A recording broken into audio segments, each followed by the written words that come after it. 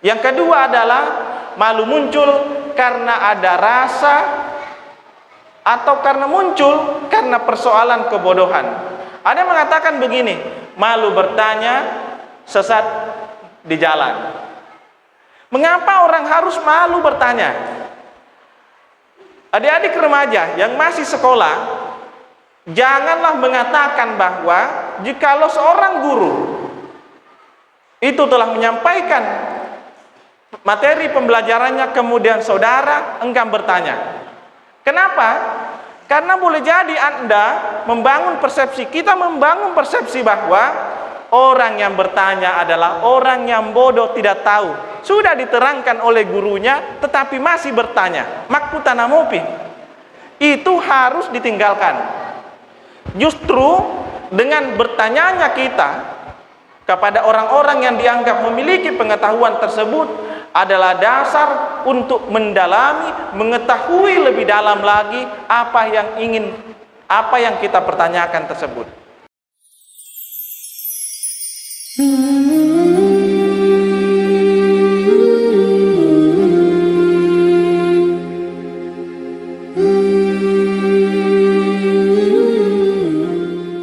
Bismillahirrahmanirrahim.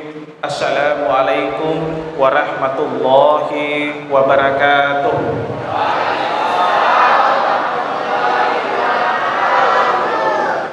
Alhamdulillahi rabbil alamin. Nahmaduhu wa nasta'inuhu wa nastaghfiruhu wa na'udzu billahi min syururi anfusina wa min sayyiati a'malina. May yahdihillahu fala mudilla lahu wa may yudlil fala hadiyalah. Asyhadu an la ilaha illallah wahdahu la syarika lahu wa asyhadu anna Muhammadan abduhu wa rasuluh. Allahumma salli ala sayyidina Muhammad wa ala alihi wa ashabihi ajma'in, amma ba'd. Faya ayyuhal hadirun ittaqullaha haqqa tuqatih wa la tamutunna illa wa antum muslimun. Kaum muslimin dan muslimat sidang jemaah taklim yang dirahmati oleh Allah Subhanahu wa taala. Pertama-tama yang saya muliakan kakanda saya, abang saya, Ustadz Andi Armayadi, SPDI MPDI.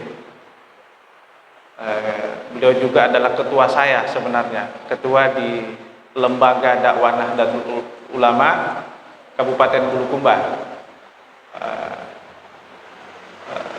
Sejak saya masih kuliah di STAI Al-Ghazali Bulukumba, beliau tamat sudah menjadi dai pertama, dai muda di Bulukumba yang bergerak dari lorong ke lorong.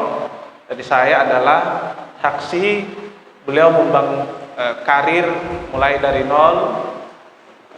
Akhirnya beliau bisa menjadi pendakwah yang cukup populer, dikenal di Bulukumba dan beberapa daerah di Sulawesi Selatan, dan seringkali mendapat undangan untuk luar daerah menyampaikan dakwah. Itu suatu hal yang saya banggakan dari beliau.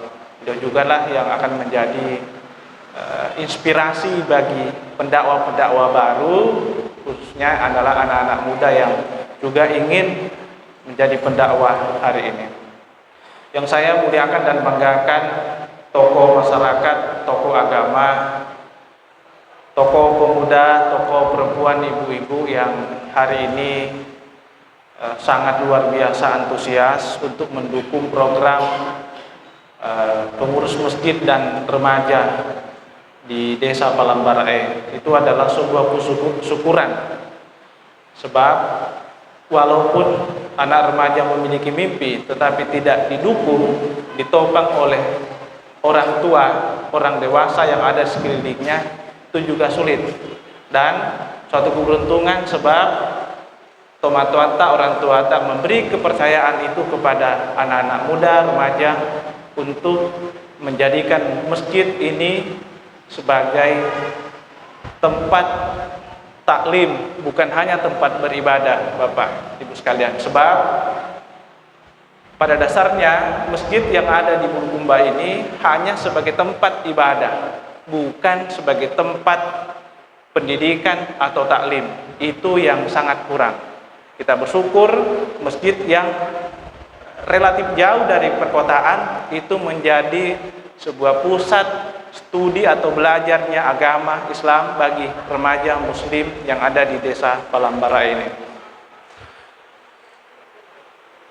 Kaum muslimin dan muslimat yang insyaallah dirahmati oleh Allah Subhanahu wa taala.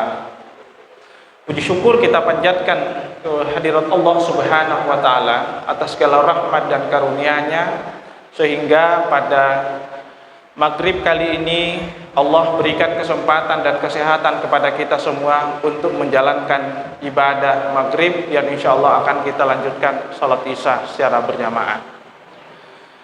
Alhamdulillah adalah kalimatul iktiraf, adalah kalimat pengakuan seorang hamba kepada Tuhannya. Mengapa dibutuhkan pengakuan atas segala nikmat yang Allah telah berikan kepada manusia? Dibutuhkan pengakuan atas segala ikhtiar, hasil dari ikhtiar atau usaha yang telah kita terima. Itu ada makna dari kalimat alhamdulillah, bukan sekedar kalimat thayyibah biasa, tetapi sebagai kalimat seorang hamba mengakui atas segala rahmat karunia yang Allah berikan sebagai wujud daripada bahwa dia adalah hamba Allah. Tiada kuasa manusia selain daripada kuasa Allah Subhanahu wa taala. Itu yang menjadi dasar sehingga kita mengucapkan alhamdulillah. Alhamdulillah jugalah kita bersyukur sebab kita semuanya bisa hadir pada kesempatan hari ini didasari dengan digerakkan oleh niat. Kalaupun Andi Armayadi semata yang menggerakkan, menyampaikan lewat grup WhatsApp, menyampaikan ke sosial media sampai ke telinga remaja dan jamaah ibu sekalian, kalau tidak didasari dengan tekad keimanan yang Allah telah curahkan ke dalam kalbu kita, maka yakin dan percaya tidak ada yang akan datang mengisi atau menghadiri undangan dari pengurus remaja Masjid Babus Salam. Tetapi Allah menggerakkan hati kita untuk datang ke masjid ini guna semata-mata untuk selain beribadah, tetapi meluangkan waktu untuk mengisi acara yang menjadi rutinitas dari remaja masjid kita hari ini. Salawat dan salam kita kirimkan kepada baginda Rasulullah Muhammad SAW sebagai nabi uswatun hasanah, nabi yang menjadi teladan bagi seluruh umat manusia. Sebab kedatangan nabi sehingga harkat dan martabat manusia itu diangkat derajatnya, terutama derajat kaum perempuan. Sebelum nabi datang, derajat perempuan begitu dilecehkan, didiskriminasi, dan dijadikan hanya sebagai pelengkap dan sebagai pendukung atau pemuas nafsu dari laki-laki. Tapi setelah kedatangan Nabiullah Muhammad SAW, akhirnya perempuan diangkat derajatnya, posisinya dijadikan sebagai tiang negara, posisinya dijadikan sebagai posisi yang sangat luar biasa. Sebab karena kuasa perempuan sehingga lahirlah generasi-generasi muslim yang terus memiliki keturunan sehingga beranak cucu, sehingga kita hadir dan lahir pada kesempatan hari ini sebagai bukti bahwa jasa dari perempuan. Kaum muslimin dan muslimat yang insyaallah dirahmati oleh Allah Subhanahu wa taala. Pada kesempatan yang mulia ini saya ingin mencoba mengingatkan kembali kepada kita semuanya bahwa di antara kehidupan kita sebagai seorang manusia tentu ada hal yang perlu kita coba kembali napaktilasi. Apa itu? Adalah sikap ataukah budaya malu. Kita seringkali mengabaikan persoalan malu, dan tidak sedikit orang-orang mengabaikan semua hal-hal yang mendatangkan yang namanya malu. Orang-orang tua kita dahulu atau generasi orang tua dahulu itu sangat luar biasa menjunjung namanya rasa malu atau disebut dengan syirik. Dan tidak sedikit Bapak Ibu sekalian, anak perempuan itu dipukul, dimarahi oleh ayahnya sebab ia pulang larut malam. Salah satu nilai agama moral yang dijunjung tinggi oleh orang tua kita di masa lalu adalah sangat menghargai persoalan akhlak dan moral. Anak perempuannya sering dimarahi jikalau pulang larut malam. Sekarang, apakah budaya itu masih ada dalam rumah tangga kita? Boleh jadi orang tua sudah mulai cuek, jam berapapun pulang anaknya itu tidak masalah. Karena alat kontrol, alat ukur nilai moral orang tua di masa lalu adalah persoalan akhlak ini.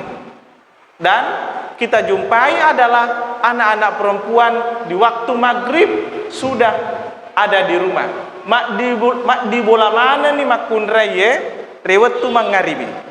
Keluar rumah dengan alasan yang sangat perlu, boleh jadi dia ada keinginan untuk bersilaturahmi ke tetangganya, tetapi dalam pengawasan orang tua. Nah, yang menarik, bagaimana kita membangun kehidupan kita saat ini kalau nilai moral, fondasi moral yang dibangun dahulu itu telah pudar atau telah tiada. Bagaimana anak laki-laki diperlakukan di masa lalu?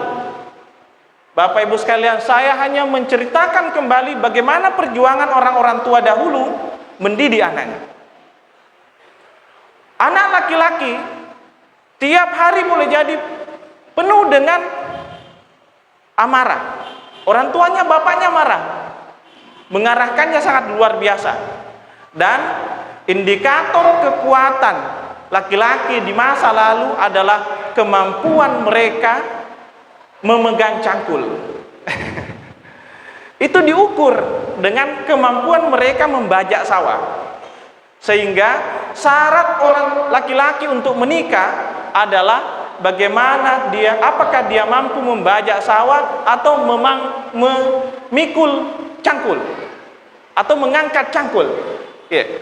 Itu adalah salah satu nilai yang dijunjung tinggi oleh laki-laki pada masanya.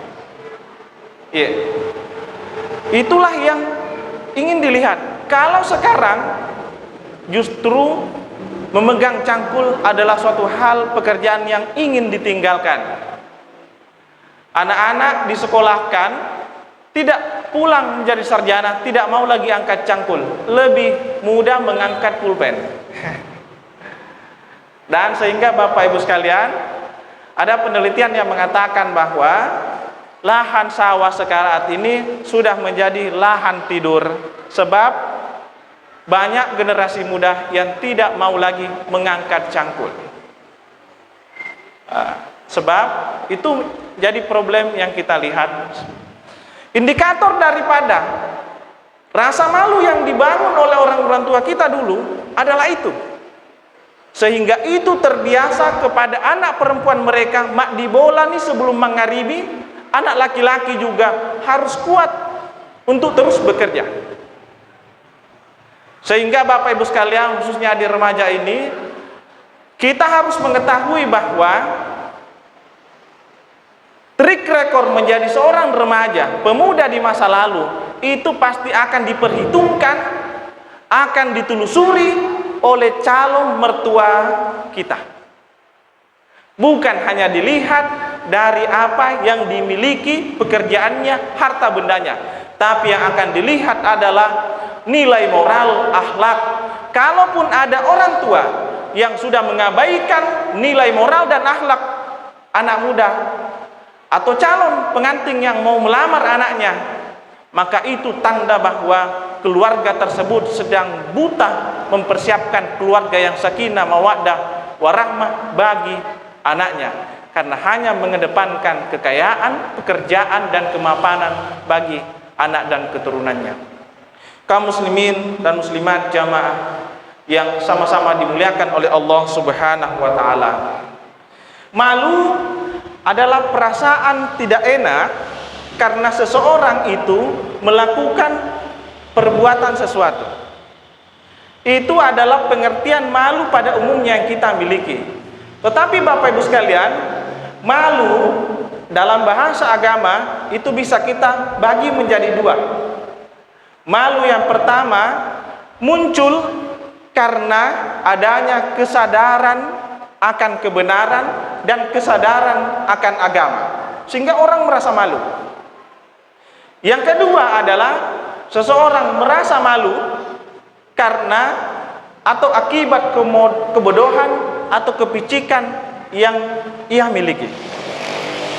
Contoh pertama adalah kesadaran terkait dengan persoalan malu lahir karena adanya kebenaran dalam diri seorang manusia adalah perkara terkait dengan hal-hal yang bisa kita jadikan sebagai contoh.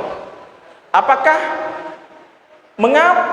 seseorang laki-laki atau perempuan mau berjalan dengan telanjang atau auratnya terbuka di hadapan orang banyak?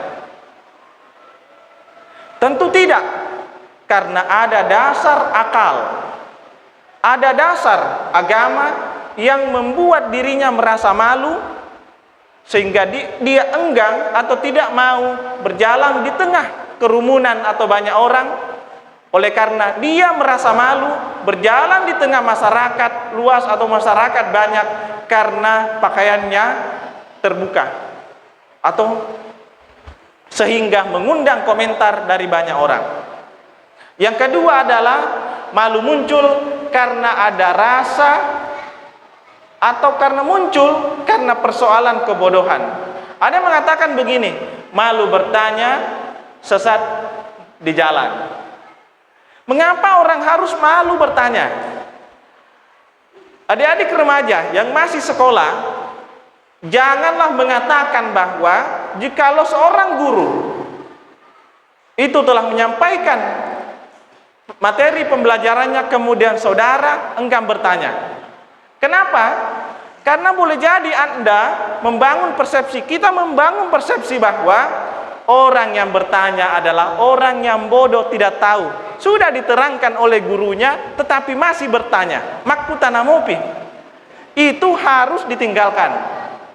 Justru dengan bertanyanya kita kepada orang-orang yang dianggap memiliki pengetahuan tersebut adalah dasar untuk mendalami, mengetahui lebih dalam lagi apa yang kita pertanyakan tersebut. Sehingga ada orang yang malu-malu bertanya karena tidak mau diketahui dia bodoh. Ada orang yang malu-malu bertanya karena tidak ingin diketahui bahwa dia adalah orang yang tidak tahu. Sehingga dia melakukan sesuatu atas apa dasar pengetahuannya saja, dia tidak meminta petunjuk kepada orang-orang yang ada di sekitarnya. Itulah yang harus kita hindari sebagai seseorang. Walaupun seseorang tinggi pendidikannya, tetapi dia harus tahu bahwa ilmunya itu masih sedikit sejengkal saja, sehingga dia tetap harus belajar dan bertanya kepada orang-orang yang ahli atau paham ilmunya. Kaum muslimin dan muslimat yang dimuliakan oleh Allah Subhanahu wa taala. Ini adalah hal yang kita bisa jadikan sebagai referensi bagi kita semua. Kata Nabi adalah al-haya'u minal iman. Malu itu adalah manifestasi atau sebagian daripada iman. Seseorang manusia yang sudah hilang rasa malunya, maka sulit baginya untuk bisa berjalan dengan percaya diri di permukaan bumi ini. Ada 3 yang bisa kita jadikan sebagai pedoman terkait dengan rasa malu Bapak Ibu sekalian. Pertama adalah rasa malu kepada Allah Subhanahu wa taala. Yang kedua adalah rasa malu kepada manusia. Yang ketiga adalah rasa malu kepada diri sendiri. Yang pertama, mana yang dimaksud dengan rasa malu kepada Allah Subhanahu wa taala? adalah rasa malu yang muncul disebabkan karena telah menyadari semua nikmat yang Allah berikan kepada kita semuanya, tetapi kita melalaikan semua panggilan-panggilannya. Kita melalaikan semua nikmat atau mengabaikan semua pemberian dari Allah Subhanahu wa taala, sedangkan kita tahu wa in ta'uddu nikmatallahi la tuhsuha, bahwa nikmat Allah itu tidak bisa dihitung saking besarnya. Manusia tidak perlu meminta oksigen, karena oksigen itu bisa kita nikmati di mana saja, kecuali orang yang sakit. Begitu mahalnya oksigen, sebab dia tidak bisa menghirup udara seperti kita semuanya. Kita semua, apakah ada orang yang pernah berdoa setelah sholatnya meminta oksigen, Pak? Tidak ada. Karena itu adalah manusia tidak perlu berdoa, tetapi Allah sudah memberikannya. Itu adalah perkara yang tidak perlu kita minta, kecuali orang yang sakit dan membutuhkan alat bantu pernapasan, dibutuhkan oksigen. Kaum muslimin dan muslimat jamaah yang dimuliakan oleh Allah Subhanahu wa taala, itu menjadi sebab sehingga kita harus memiliki rasa malu kepada Allah Subhanahu wa taala. Ada orang tua di masa Bani Abbasiyah ditanya oleh seorang raja. Orang tua tersebut adalah sudah kakek-kakek. Dia ditanya oleh raja, "Wahai kakek, sudah berapa umurmu?" Kakek tersebut mengatakan bahwa umur saya masih 10 tahun. Raja tersebut marah. Sebab raja dipandang di bunga-bungai ki. Raja tersinggung. "Tuan, Anda sudah tua kakek, tetapi makadaki 10 tahun muruta." Kakek tersebut mengatakan, "Wahai raja, umurku 10 tahun, tetapi umur maksudnya adalah 60 tahun yang lalu saya hidup di dunia ini penuh dengan kemaksiatan, pelanggaran dan dosa. Sedangkan 10 tahun yang lalu belakangan ini baru saya menjalani kehidupan penuh dengan ibadah, dekat dengan Allah Subhanahu wa taala, sehingga itu yang diukur umurnya oleh sang kakek tadi." Disitulah dia merasa malu, sebab masa hidupnya itu dipenuhi dengan pelanggaran dan dosa kepada Allah Subhanahu wa taala, sehingga dia malu kepada Allah Subhanahu wa taala jika tidak mengisi hidupnya yang sedikit lagi menurutnya untuk beribadah kepada Allah Subhanahu wa taala. Yang kedua adalah malu kepada manusia. Bapak Ibu sekalian, apa yang membedakan malu kepada Allah dengan malu kepada manusia? Malu kepada manusia adalah suatu hal yang berkait dengan ego manusia. Ibu-ibu, apakah mau sehabis sholat pakaiannya masih pakaian mukena, kemudian menghadiri acara pengantin memakai mukena? Atau adik-adik sekalian pakai baju kaos saja, pakaiannya seperti itu, tetap kemudian pergi ke pengantin? Kita kadang menganggap merasa malu, sebab kita takut dikomentari oleh tamu yang lain. Orang itu makin mau pakai mukena lau di botingnya. Secara tidak langsung kita tidak malu di hadapan Allah Subhanahu wa taala, karena kita sudah bagus ibadah kita, jiwa kita, tauhid kita kepada Allah bagus, tetapi kita malu kepada manusia yang lain karena kita memakai busana yang tidak pada tempatnya. Seringkali Bapak Ibu sekalian, kita malu kepada manusia yang lain sebab karena hal tersebut itu menjadi aib kita. Inilah Bapak Ibu sekalian yang sangat prinsipil dalam hidup kita. Sebab mereka tahu lebih bagus pakaiannya untuk berjumpa dengan manusia daripada pakaiannya untuk berjumpa dengan Allah Subhanahu wa taala. Ini yang menjadi tolok ukur. Contoh saja, kita boleh jadi memakai mukena baru nanti menjelang Ramadan. Tetapi apakah kita pernah memakai baju muslim yang baru walaupun itu tidak lagi Ramadan? Itu contoh bahwa sedikit dari sikap kita sebagai manusia lebih menempatkan sikap malu kita itu masih hanya pada persoalan manusia saja. Kita merasa menempatkan diri kita soal malu hanya pada persoalan yang lain saja. Jamaah sekalian yang dimuliakan oleh Allah Subhanahu wa taala, boleh kita melihat bagaimana orang-orang yang berbuat jahat, orang sudah ditetapkan tersangka tetapi tidak memiliki, seolah tidak memiliki rasa malu. Di televisi muncul tetapi memberikan dada di hadapan kamera, atau mungkin bisa dilihat Bapak Ibu sekalian. Masuk tidak akal kita? Orang sudah ditetapkan tersangka oleh KPK. Ini banyak pertanyaan dari mahasiswa, Pak. Di mana malunya pejabat itu? Sudah ditetapkan sebagai tersangka, tetapi di hadapan kamera tetap senyum-senyum saja, tetap percaya diri menggunakan rompi orange. Itu karena malunya sudah tidak ada. Sehingga apa? Dia memiliki kelakuan sudah melampaui batas.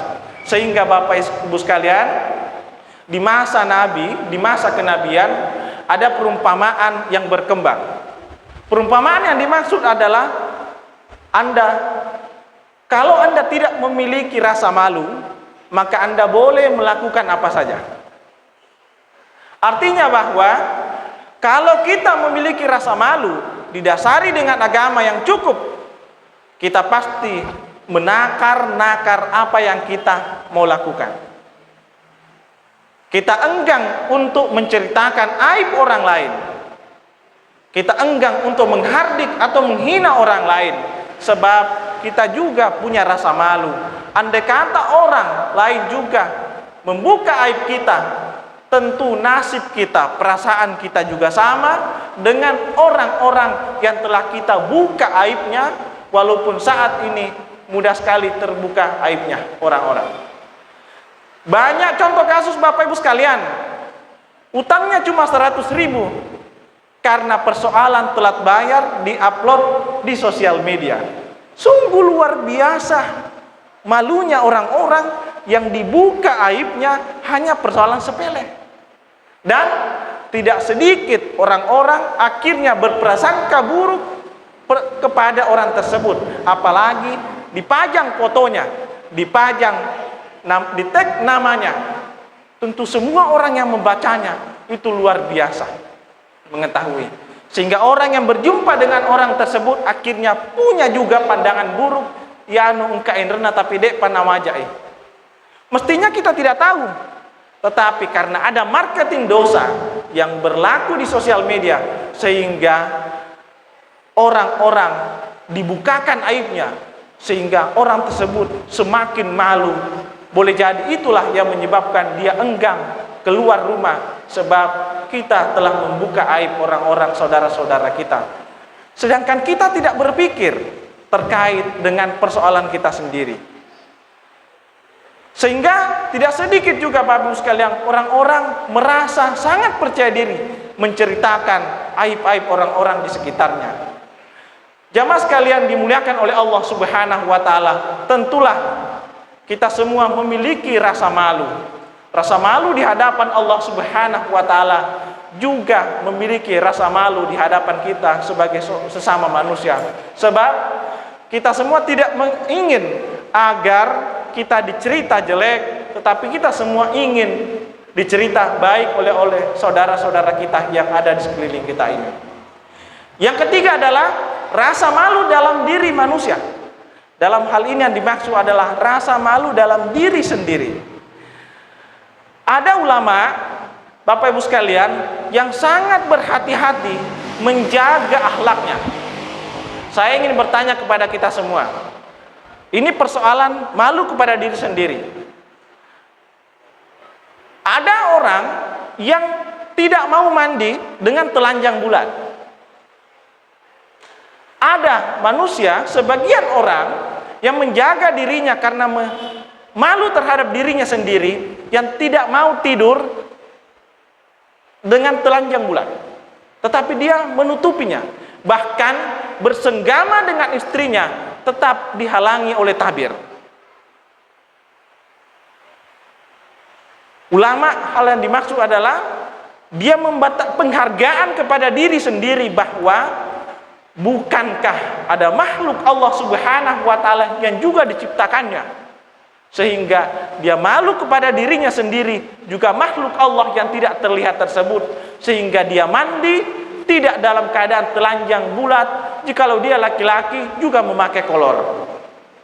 Perempuan juga seperti itu. Siapa yang akan melihat kita? Laki-laki lihat kita, tetapi kita malu kepada diri sendiri. Begitu juga terkait dengan persoalan adab orang yang menggauli istrinya. Mereka tidak telanjang bulat, tetapi tetap memakai hijab agar tidak menggauli istrinya sama dengan binatang yang telanjang bulat. Itu menjadi indikator, adalah hal yang dianggap atau dipandang sebagai hal yang sangat mendekatkan diri mereka, penghargaan kepada, bahwa malu kepada diri mereka sebagai manusia. Kaum muslimin dan muslimat yang dimuliakan oleh Allah Subhanahu wa Ta'ala, malu pada dasarnya itu muncul karena adanya rasa takut, sehingga rasa takut tersebut menjadi pembiasaan dalam diri manusia. Sebab ada banyak mata yang akan melihat, ada banyak mata yang akan menafsirkan, ada banyak mata yang akan memberikan penilaian, sehingga lama-kelamaan itu akhirnya menjadi kebiasaannya dan menjadi akhlaknya. Walaupun pada dasarnya itu muncul karena persoalan hal yang semata-mata, itu tidak persoalan atas dasar kepada Allah Subhanahu wa Ta'ala. Terakhir yang ingin saya sampaikan pada kesempatan hari ini adalah suatu kebahagiaan karena kita memiliki anak remaja yang sangat luar biasa. Ada ulama atau ilmuwan muslim bernama Ibnu Khaldun yang mengatakan bahwa ada 4 generasi dalam suatu bangsa. Kita kecilkan dalam sebuah daerah yang sangat luar biasa, kita perlu lihat. Generasi yang pertama adalah generasi perintis. Siapa itu generasi perintis? Adalah generasi yang mengawali, memulai, membangun pondasi untuk generasi masa yang akan datang. Kalaupun bangunan Masjid Babus Salam ini berkembang, tidak dimulai dari Andi Armayadi dan para remaja, tetapi ada orang-orang tua kita terdahulu yang memulainya. Orang yang hadir pada hari ini adalah orang yang melanjutkan, orang yang merintis, memprakarsai pikiran-pikirannya. Bukan hanya pikiran, tetapi usaha dan tenaganya dipakai untuk memulai. Generasi yang kedua adalah generasi penikmat. Generasi penikmat itu adalah generasi yang hanya menikmati apa yang telah dilakukan oleh para pendahulunya. Penikmat ini pada dasarnya adalah hanya untuk dirinya sendiri. Dia cuek terkait ada pembangunan masjid, dia cuek terkait dengan masalah-masalah sosial yang ada di sekitarnya. Hanya untuk dirinya sendiri menikmati apa yang telah diukir oleh orang tuanya. Generasi yang ketiga adalah generasi penghancur. Generasi penghancur adalah generasi yang melulu lantahkan, menghancurkan semua bangunan-bangunan kokoh orang tuanya, bangunan-bangunan kokoh yang telah dimiliki atau dibangun oleh orang-orang terdahulu, sehingga dia tidak mau lagi mengurusinya. Generasi yang keempat adalah generasi pelanjut. Generasi pelanjut itu adalah generasi yang kita inginkan. Tentu semua keluarga, semua daerah menginginkan generasi pelanjut. Anak-anak atau remaja kita mulai bina terlebih dahulu agar mereka bisa dekat dengan Allah Subhanahu wa Ta'ala, dekat dengan masjid, agar kiranya merekalah yang akan melanjutkan, memfasilitasi orang-orang tua, orang-orang dewasa untuk memfasilitasi kegiatan taklim dan dimulai dengan kegiatan ibadah. Kalau tidak ada lagi generasi seperti tersebut, maka yakin dan percaya masjid-masjid di masa yang akan datang akan ditinggalkan oleh anak-anak remaja. Ada ilmuwan yang mengatakan muslim tanpa masjid. Maksudnya adalah anak-anak muslim tidak lagi menjadikan masjid tempat ibadah, tetapi dia hanya mendengarkan dakwah lewat HP-nya. Dia hanya mendengarkan dakwah lewat media sosial. Dia enggan lagi bertemu dengan ustadz. Dia enggan lagi ke masjid untuk mendengarkan ceramah, sebab apa yang disampaikan oleh ustadz di masjid itu juga yang telah dia dengarkan di sosial media, di YouTube. Sehingga itu menjauhkan dirinya dari masjid, sehingga dia dikatakan sebagai muslim yang jauh dari masjid, tetapi menurut pengakuan mereka tetap dekat dengan Allah Subhanahu wa taala. Demikian yang bisa saya sampaikan pada kesempatan hari ini. Malam hari ini mudah-mudahan memiliki nilai tambah bagi kita semua, sehingga itu menjadi jalan bagi kita semua untuk kita syukuri, semakin mendekatkan diri kita kepada Allah Subhanahu wa taala. Apa yang telah dimulai oleh remaja Masjid Babu Salam di Palambara ini adalah sebuah semangat yang telah muncul di era Patabai Pobokori. Mudah-mudahan tergerakkannya remaja masjid di desa Palambara ini akan menjadi cambuk bagi desa-desa yang ada di Kabupaten Bulukumba. Mudah-mudahan upaya dan usaha dari remaja masjid di Palambarae itu bisa menjadi contoh bagi semua desa-desa yang ada di Kabupaten Bulukumba. Itu yang kita harapkan. Sebab kalau remaja sudah jauh dari masjid, yakin dan percaya yang akan mengisi masjid di masa mendatang tentu bukan lagi adalah orang tua, tetapi adalah remaja yang sudah akan menjadi tua. Kita berharap usia remaja, anak-anak kita mendalami agama agar orang-orang yang berdakwah kepada Allah Subhanahu wa taala akan tetap terlanjutkan. Andi Armayadi tidak selamanya akan berdakwah, tetapi tentu akan digantikan oleh dai-dai muda yang insya Allah tetap akan lahir di desa Palambara ini. Itu yang harus kita syukuri. Dan tentu harapannya adalah Bapak Ibu sekalian memberi support, dukungan kepada adik-adik kita. Ini adalah periode keemasannya, periode yang sangat ditunggu-tunggu, sebab tidak sedikit anak orang tua ingin menjadi muda, tetapi itu adalah suatu hal yang harus kita hindari. Berjiwa muda boleh, tetapi merasa muda jangan. Terima kasih yang bisa saya sampaikan. Barakallahu fil Qur'anil azim wa nafa'ani wa iyyakum bima fihi minal ayati wa zikril hakim wa taqabbala minni wa minkum tilawatahu innahu was-sami'ul alim. Saya tutup dengan mengucapkan alhamdulillahirabbil alamin wallahu muwaffiq ila aqwamit thariq. Wassalamualaikum warahmatullahi wabarakatuh.